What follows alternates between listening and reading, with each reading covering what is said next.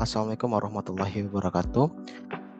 Perkenalkan, saya Akbar Koni Anderson dengan nomor induk mahasiswa C1D1 22014. Pada kesempatan kali ini, saya akan membahas kembali atau merefleksi kembali mengenai materi-materi yang sudah saya pelajari di mata kuliah digital marketing selama 7 pertemuan. Langsung saja. Nah, pada siang hari ini saya akan membahas atau merefleksi kembali mengenai materi-materi yang sudah saya dapatkan di mata kuliah digital marketing bersama Bapak Bambang Purnomo. Adapun materi-materinya itu ada 7 materi di setiap pertemuannya. Yang pertama itu ada Fundamental of Digital Marketing, kemudian juga ada perkembangan masyarakat era digital, kemudian peranan sosial media dalam optimalisasi digital marketing, kemudian juga ada e-commerce, ada pemanfaatan internet dalam pemasaran digital, kemudian website digital marketing, selanjutnya cyber dalam digital marketing. Oke, mungkin kita langsung saja ke materi pertama, yaitu mengenai fundamental digital marketing. Sebelum itu, apa sih yang dimaksud dengan digital marketing? Digital marketing dapat kita artikan sebagai strategi pemasaran yang menggunakan platform digital serta teknologi internet untuk mempromosikan produk, layanan, atau merek kepada audiens yang ditargetkan. Ini mencangkup berbagai saluran seperti media sosial, email marketing, iklan online, dan optimisasi mesin pencari. Digital marketing memungkinkan bisnis untuk berinteraksi secara langsung dengan pelanggan, mengukur hasil kampanye secara akurat, serta menjangkau pasar yang lebih luas dengan biaya yang lebih efisien dibandingkan dengan pemasaran tradisional. Dengan ini, analisis data juga berperan penting dalam digital marketing, yang mana dengan adanya analisis data, digital marketing memungkinkan perusahaan untuk mengoptimalkan strategi mereka dan meningkatkan konversi pelanggan. Kemudian, adapun manfaat dari digital marketing yaitu mencangkup jangkauan luas yang mana memungkinkan bisnis untuk mencapai audiens yang lebih besar. Kemudian, biaya produksi yang lebih rendah, lebih ekonomis dibandingkan metode pemasaran tradisional. Kemudian, pelacakan hasil yang lebih baik memungkinkan pengukuran yang lebih akurat terhadap efektivitas kampanye. Kemudian dapat interaksi langsung dengan pelanggan, membuka kesempatan untuk berkomunikasi secara langsung dan membangun hubungan dengan pelanggan. Nah, ini adapun dapat kita lihat ada grafik penjualan e-commerce sebagai salah satu platform yang menggunakan optimalisasi digital marketing. Bisa kita lihat di sini ada Tokopedia, Shopee, Bukalapak, Lazada, Blibli, dan sebagainya. Kemudian, ini adalah digital marketing strategi, yang mana di dalam kita digital marketing ada yang namanya content writing, SEO, email marketing, SMO, PPC, dan SMM. Nah, apa sih dari aspek-aspek yang mencangkup digital marketing ini? Yang utama itu ada content writing, yaitu untuk mempublikasi konten yang berkualitas secara teratur dan untuk meningkatkan visibilitas merek dan membangun otoritas, fokus pada konten yang bermanfaat dan relevan bagi audiens target. Kemudian ada SEO, yaitu optimalisasi mesin pencari, yang merupakan pengoptimalan situs web Anda dengan kata kunci yang relevan dan teknik SEO untuk meningkatkan peringkat di hasil mesin pencari.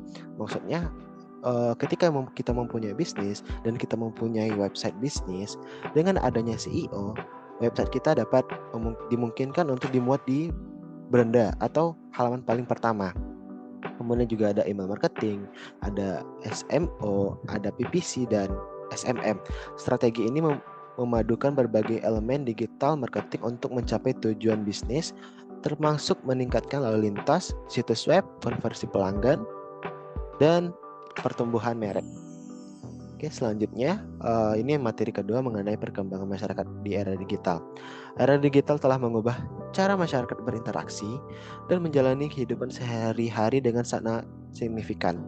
Kehadiran teknologi internet dan perangkat pintar telah menghadirkan perubahan radikal dalam cara kita berkomunikasi, bekerja, berbelanja, belajar, bahkan bersosialisasi. Misalnya kita sekarang dapat terhubung dengan siapapun di seluruh dunia melalui media sosial, melakukan pekerjaan dari jarak jauh, berbelanja secara online dengan mudah, mengakses informasi di ujung jari kita, dan banyak lagi.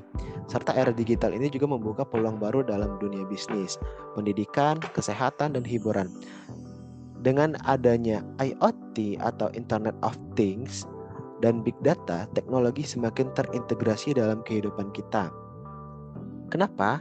Karena hal ini memungkinkan otomatisasi dari analisis data yang mendalam untuk mengubah cara kita berinteraksi dan menjalani kehidupan sehari-hari. Nah, adapun ini bisa kita lihat di samping ada yang namanya IoT atau Internet of Things dan Big Data. Kedua aspek ini penting dalam perubahan signifikan yang terjadi dalam era digital. IoT memacu pada jaringan perangkat yang terhubung ke internet yang dapat berkomunikasi satu sama lain, dan IoT juga memungkinkan objek fisik seperti perangkat rumah, kendaraan otonom, atau peralatan kesehatan untuk berinteraksi dengan mengumpulkan data secara otomatis. Hal ini menciptakan efisiensi, kenyamanan, dan kontrol yang lebih besar dalam kehidupan sehari-hari kita. Sementara itu, Big Data adalah konsep yang berkaitan dengan analisis data besar dan kompleks yang dihasilkan oleh IoT dan berbagai sumber digital lainnya. Big Data memungkinkan kita untuk menggali wawasan berharga dari data tersebut, seperti tren konsumen, preferensi perilaku konsumen, dan pola-pola yang dapat digunakan untuk pengambilan keputusan yang lebih baik dalam berbagai aspek kehidupan.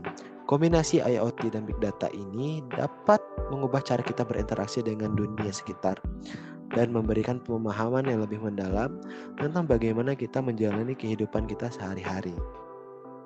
Selanjutnya, di sini ada yang bisa kita lihat, ini ada hal-hal yang berkaitan dengan IoT. Yang pertama itu ada otomatisasi, kemudian ada efisiensi, kenyamanan. Nah, IoT mengubah kehidupan kita sehari menjadi lebih cerdas, efisien, dan terhubung di berbagai aspek, mulai dari rumah hingga industri.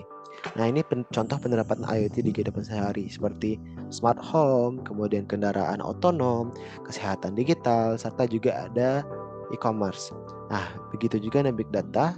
Big Data sangat memudahkan kita dalam kehidupan sehari-hari, karena Big Data sistemnya mengambil dari IoT. Jadi data-data yang telah diserap oleh IoT akan diproses lagi oleh Big Data. Nah, contoh penerapan Big Data di kehidupan sehari-hari adalah peramalan cuaca, kemudian pemasaran dan periklanan, penyediaan layanan medis, serta layanan pemerintah.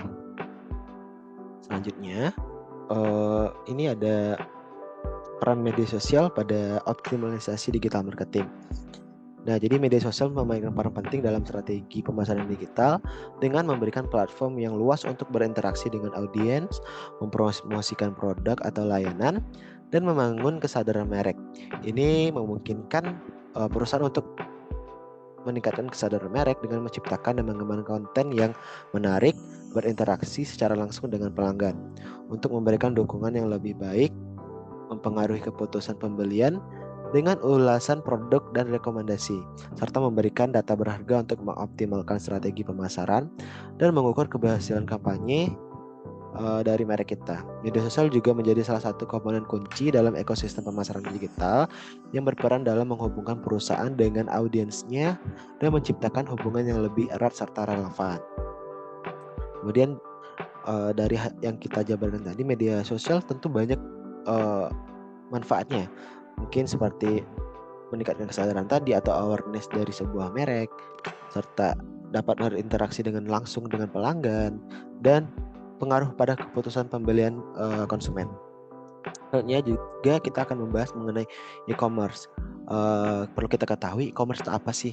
E-commerce itu merupakan singkatan dari electronic commerce, yang mana adalah proses berbelanja atau menjual dan melakukan transaksi bisnis secara online melalui internet.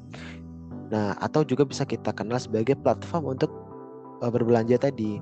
Ini mencakup berbagai aktivitas seperti pembelian barang dan layanan, transfer dana, serta pertukaran informasi bisnis antara pelanggan dan perusahaan e-commerce.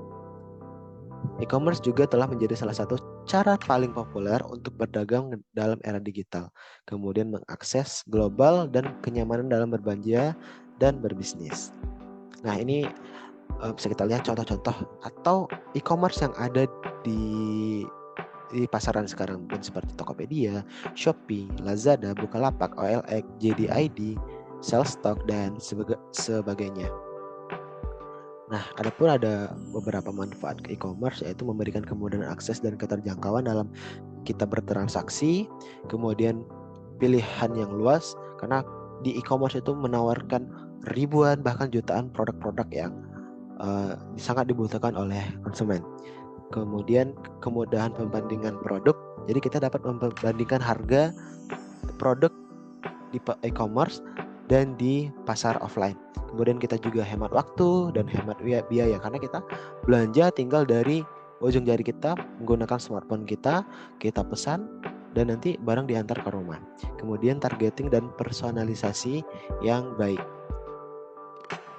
Nah, selanjutnya pemanfaatan internet dalam pemasaran digital, yaitu ada namanya disruptive of innovation, yang mana membuat produk atau layanan baru menggantikan ide bisnis lama, yang bertujuan untuk membuat produk lebih terjangkau dan lebih mudah diakses oleh masyarakat serta lebih efisiensi juga. Kemudian juga ada, baik lagi kita bahas Internet of Things, yang mana berbagai macam perangkat yang ditanamkan dalam software, sensor, perangkat-perangkat elektronik, serta sensor yang memungkinkan alat-alat tadi terhubung dan bertukaran data.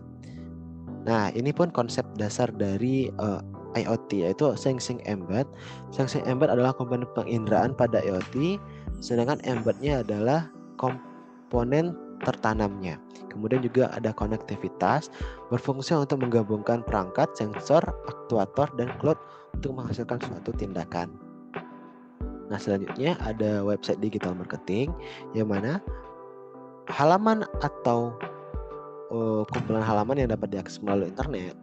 Ini adalah media digital yang dapat berisi berbagai informasi konten atau aplikasi dan dapat diakses menggunakan perangkat komputer atau perangkat seluler yang terhubung ke internet. Nah, ini type atau tipe-tipe website. Ada portfolio website, ada media website, ada bisnis website, ada e-commerce web, ada education web, dan infopreneur web. Nah, yang terakhir ada cyber security. Dari pembahasan kita tadi, kita membahas mengenai platform digital. Nah, cyber security ini adalah suatu praktik yang bertujuan untuk melindungi sebuah perangkat, jaringan, program, dan data dari segala macam serangan digital yang berbahaya, di mana serangan ini biasanya bersifat ilegal atau berusaha untuk mencuri data kita. Jadi dengan adanya kita bertransaksi melalui platform digital, tentu kita harus memikirkan keamanan dari konsumen-konsumen kita. Salah satunya menggunakan cyber security ini. Nih, adapun konsep cyber security ada 3, yaitu confidential, yaitu kerahasiaan, kemudian availability, kemudian integrity. Yang mana kerahasiaan ini membatasi akses dan hanya diperuntukkan orang-orang yang tertentu.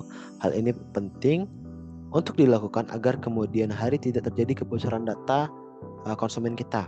Kemudian ada available, yaitu perusahaan berbasis aplikasi keuangan. Ini harus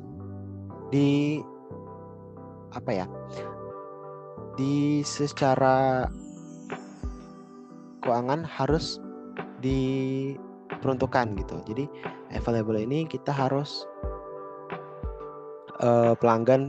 membuat pelanggan jangan sampai untuk berpindah kompetitor. Kemudian juga ada integrity, yaitu menyampaikan informasi yang benar, tepat, dan akurat kepada publik. Nah, selanjutnya ada manfaat dari cyber security, yaitu melindungi data-data sensitif, menjaga produktivitas waktu, pemulihan yang lebih singkat, membangun kepercayaan customer. Nah, adapun ini macam-macam ancaman dari cyber security. Ada malware, ada phishing, ada DDoS, ada MITM, ada kerentanan perangkat. Ini salah satu macam-macam ancaman cyber security yang dapat terjadi pada era digital. Nah, hal ini perlu kita siasati dan kita tangani bersama-sama agar perkembangan platform digital kita di Indonesia ini semakin banyak lagi, sehingga orang makin percaya, makin memiliki rasa yang nyaman, aman, tentram untuk menggunakan platform digital di berbagai aspek kehidupan, baik itu berbelanja, edukasi, pekerjaan, kemudian transaksi dan segala macam. Nah, itu tadi mengenai materi-materi yang sudah saya pelajari di mata kuliah digital marketing. Mungkin dapat saya simpulkan dari 7 pertemuan yang sudah saya ikuti dan sudah saya rangkum kembali, sudah saya baca kembali, bahwasanya digital marketing ini sangat berpengaruh pada kita pada saat ini. Bukan hanya untuk bisnis saja. Jadi digital marketing ini sudah merembet ke berbagai aspek. Jadi baik itu dari segi pendidikan juga, kita bagaimana mengedukasikan suatu pembelajaran itu melalui platform digital juga. Jadi tidak dapat kita lupakan bahwasanya kita akan berkecimpung di era digital. Kita menggunakan produk-produk dari IoT, kemudian kita juga menggunakan produk-produk dari internet. Jadi untuk itu kita sama-sama terjun ke platform ini, dan juga kita sama-sama untuk mengedukasi masyarakat yang belum paham mengenai teknologi ini agar tidak dirugikan di kemudian hari. Oke, mungkin hanya itu. Terima kasih. Saya Keri. Wassalamualaikum warahmatullahi wabarakatuh.